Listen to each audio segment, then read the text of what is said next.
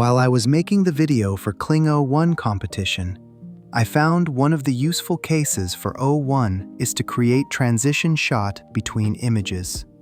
Before O1, one of the most common way is to use start and end frame feature, where we can describe how the image transition from start to finish. However, since Kling O1 allows you to add reference characters, it means that it can create transition effect not limited to your reference images. For example, here's the first transition I did. First, I created a character element by simply upload an image using the element feature on O1.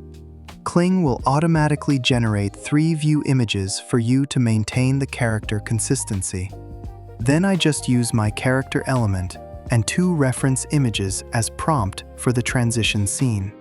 The prompt is very simple. You will notice the ending frame is different from my reference image.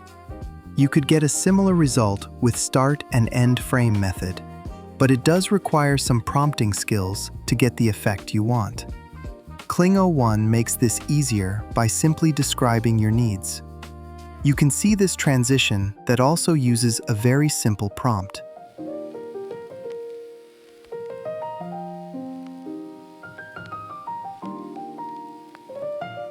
Here is another transition.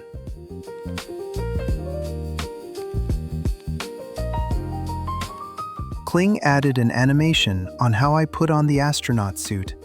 Pretty cool, right? Here is another one.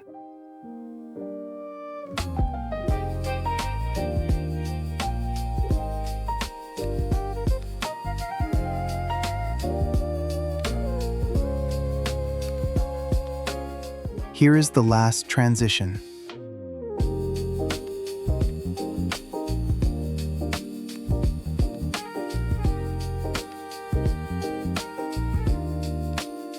To conclude, I find Kling O1 is very useful when you want to create transition scenes and you are not sure how to prompt with start-end frame method.